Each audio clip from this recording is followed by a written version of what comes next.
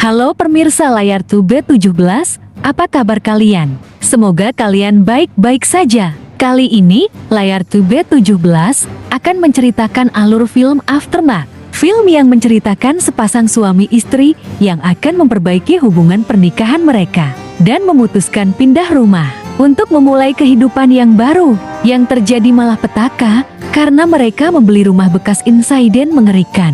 Oke, tidak perlu berlama-lama lagi. Selamat menyimak cerita alur film Aftermath.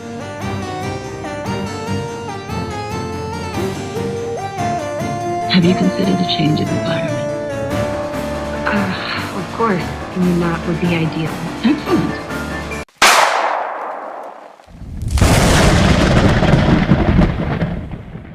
Ma'am, are you still there? What is your location? In my house, and he's... Ma'am, what is your location? Di rumah ini, pernah terjadi pembunuhan kepada sepasang suami istri yang tinggal di rumah itu.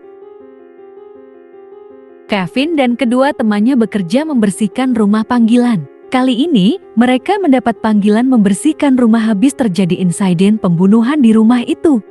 That's kind of a douche move. You can't call a dead man a douche. Why not? Because it's insensitive. Claudie dan Robert mendengar apa yang dibicarakan dua orang pembersih rumah mereka, dan mereka berdua tidak senang. Kevin lalu menjelaskan bahwa rumah mereka sudah selesai dibersihkan. Kevin lalu memberi kunci rumah mereka dan lalu pergi setelah minta maaf atas ucapan dua rekannya.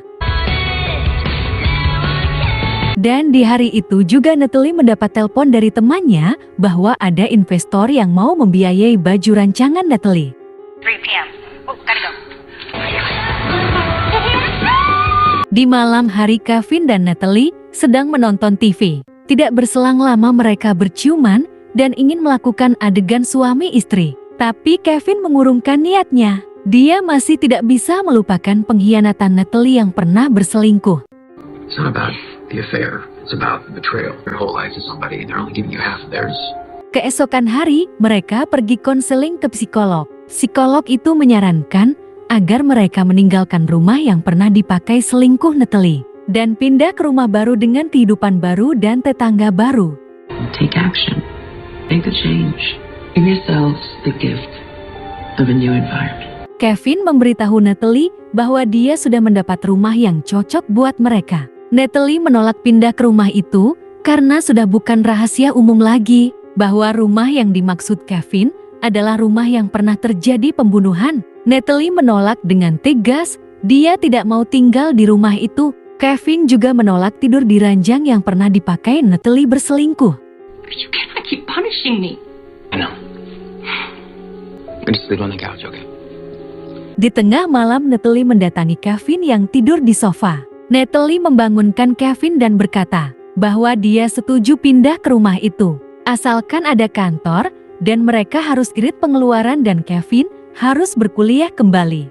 Kevin, I can't watch you throw your life away anymore. Okay. Kevin dan Natalie sudah berada di rumah yang pernah terjadi pembunuhan berdarah itu. Mereka ditemani adik dari si pemilik rumah, yaitu Claudie dan Robert suami Claudie. Claudie menjelaskan di rumah itu terpasang alat untuk mengunci pintu yang menggunakan aplikasi. Tapi CCTV di rumah itu semua pada rusak. Kevin sangat tertarik dengan rumah itu. Tapi Kevin tidak punya uang banyak. Kevin menawar harga rumah itu. Dan Claudie pun setuju dengan harga yang ditawar Kevin. Just happy to have it off our hands. Thank you. Congratulations. Thank you so much. Enjoy the house. Robert. Natalie ditemani adiknya Denny membawa barang-barang ke rumah baru mereka. Denny tidak senang dengan rumah yang Natalie beli. Denny selalu berbicara menakuti Natalie. Tiba-tiba anjing mereka menggonggong. Denny dan Natalie mencari apa yang membuat anjing mereka menggonggong. Oh, that is all you.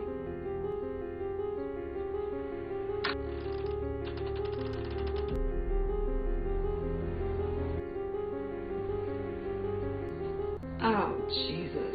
Is that where he pulled her out from? Penny, stop. It's your own fault hiding in the closet instead of using the front door. All right, come on, you little freak. Di malam hari, Natalie membangunkan Kevin. agar Kevin mengantarkan anjingnya buang air. Tiba-tiba suhu pendingin ruangan mereka seperti ada yang merubah. Dan setelah buang air, anjing itu tidak mau kembali ke kamar.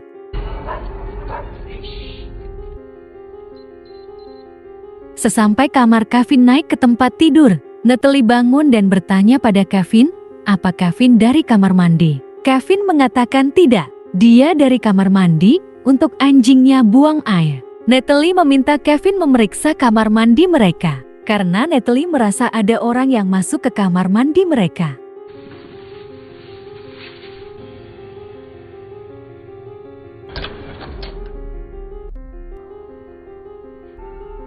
Kevin.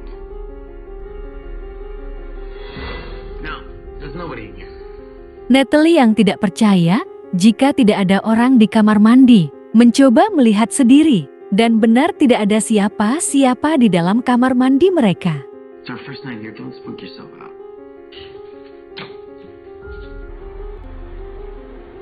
Di pagi hari, ada dua hal aneh yang membuat mereka berdua sedikit kesal. Yang pertama, ada datang paket berupa majalah porno, yang mana Kevin tidak pernah memesan majalah itu. Yang kedua, Natalie kesal kunci mobilnya tiba-tiba hilang, padahal dia harus pergi karena ada pertemuan dengan investor.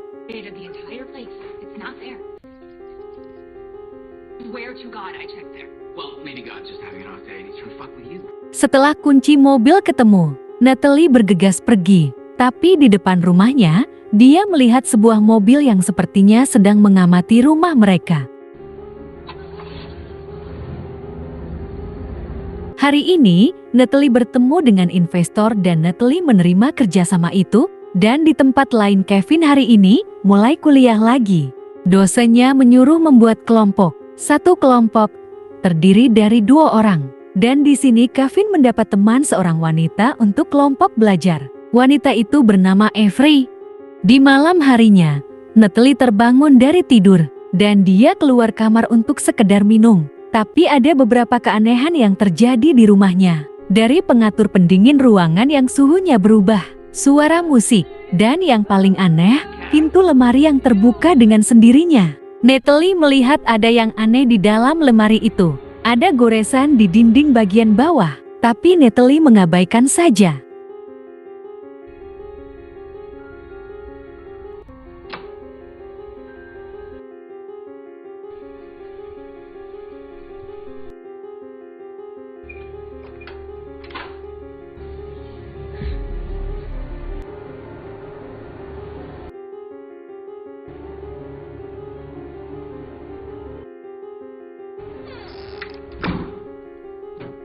Keesokan harinya, ketika Natalie selesai mandi, dia melihat tulisan, "Hei cantik" di cermin kamar mandinya. Natalie senang sekali, dia merasa Kevin sangat romantis. Lalu Natalie mendatangi Kevin untuk berterima kasih. Tapi Kevin mengatakan, bukan dia yang menulisnya. Dan lagi-lagi di pagi itu, mereka mendapat paket 1 box majalah porno, yang dibeli memakai kartu kredit, dan identitas Kevin. Padahal Kevin tidak merasa membelinya. Entah kenapa kejadian aneh ini hanya dialami Natalie. Seperti saat Kevin sudah berangkat untuk bekerja. Natalie yang bersiap-siap untuk pergi rapat dengan investor. Tiba-tiba adiknya yaitu Danny menelpon. Natalie melemparkan bola agar anjingnya menjauh dari dia. Karena suara anjing itu mengganggu Natalie yang sedang berbincang di telepon dengan adiknya. Selesai menelpon, anjing Natalie masih menggonggong. Natalie tahu pasti bola yang dia lempar terjebak di bawah kolong tempat tidur. Natalie berusaha mengambil bola, tapi dia kesusahan karena bola itu berada di tengah kolong tempat tidur. Natalie mengambil tongkat sapu, dan ketika dikembali ke kamarnya, bola itu sudah berada di atas tempat tidur.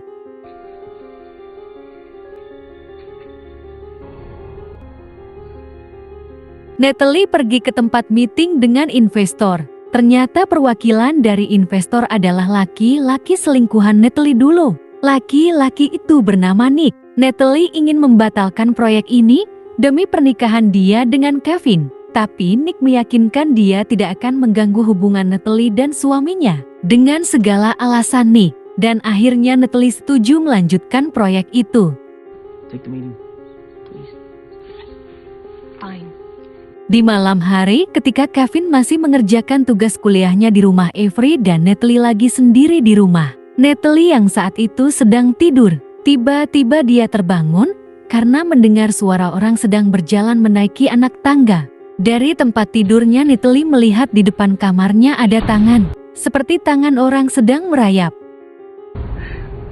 Tangan itu tiba-tiba menghilang. Natalie memberanikan diri ke depan kamarnya, tapi tiba-tiba ada yang menyekap Natalie dari belakang.